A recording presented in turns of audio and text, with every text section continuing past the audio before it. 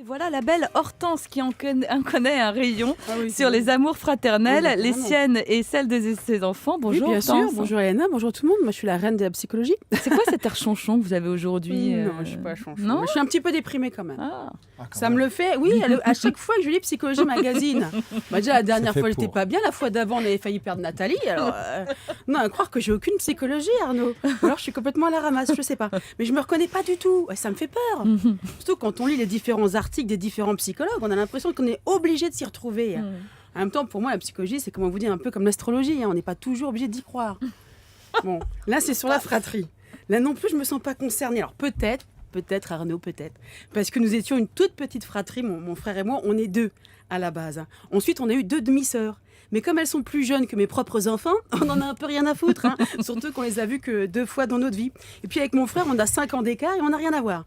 Pour vous dire, le seul souvenir que j'en ai, c'est de m'amuser à lui mettre des baffes et après à lui dire surtout de ne pas les cafeter aux parents. Donc en lisant Psychologie Magazine, j'apprends que dans la construction psychologique d'un individu, l'influence de la flatterie est bien plus grande De la que celle fratrie, de parce que la flatterie, c'était pas... Oui, c'est moi.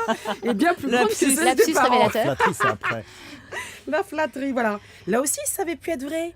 Ah ben, ma mère aurait été ravie. Elle aurait été ravie que mon frère me ressemble. Ah oui, non. Au lieu de ça, il ressemble... Pas l'inverse. Oui, non. Au lieu de ça, il ressemble dans sa façon d'être exactement à mon père qui l'a planté il y a 20 ans. Oh. Je peux vous dire que c'est pas la joie. Alors, j'apprends aussi que l'on peut reconnaître à son comportement, à ses caractéristiques psychologiques, si une personne est le cadet ou l'aîné de sa fratrie. Ah ouais, on va en Oui, parler. alors moi qui ai toujours cru que nous étions des êtres uniques, je remarque que non, qu'il n'y a que moi d'unique. Alors moi, je ne ressemble absolument pas à la description faite pour l'aîné.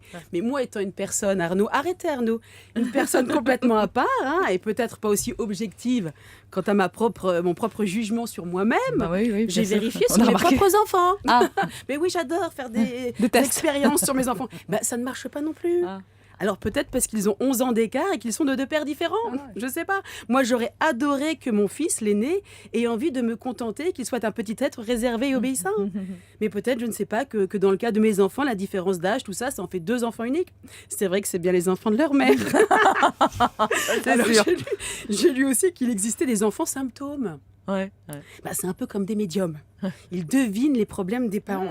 L'enfant symptôme peut deviner, par exemple, que sa mère, 10 ans avant sa naissance, a fait une fausse couche. Non, mais- Secret de famille. Non, il est très très fort. Non, il devine. Pas, il a entendu, il devine. Il est très très fort.